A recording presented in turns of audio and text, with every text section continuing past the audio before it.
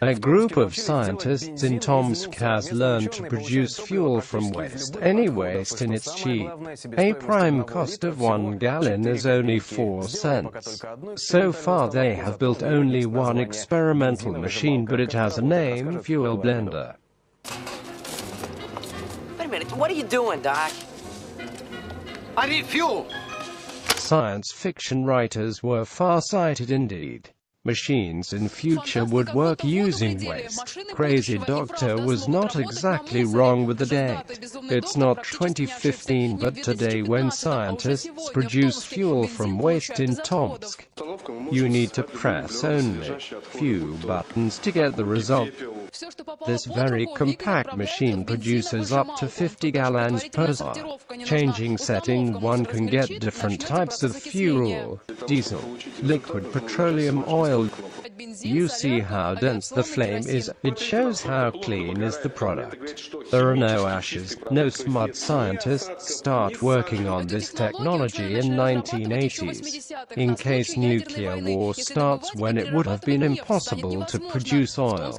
In Tomsk they decided that this machine would be very welcome in times of peace as well. This ACE machine is a product of few years of work. It consumes waste and its appetite is monstrous. Huge piles of waste is just a piece of cake, and it could also bring light and warmth to any house. This machine of medium type can be installed in any basement. It would consume the waste, and the warmth produced can be used in heating system. Usually any changes on this board make drivers nervous, but they would be very surprised to see instead of usual $1, a less considerable number. The fuel produced by Tomsk scientists is only 10 cents per liter. It's a very interesting prospect indeed. Today a total number of these machines that can be used in Russia only is about 180,000. Scientists were very glad to know that the quality of this fuel corresponds to Euro 5 standard. It's extra and super class that is now used for racing cars only, instead of built-in 6,000 capacity. It can easily produce 12000. Experts will try this new fuel at Autocross Russia's Cup.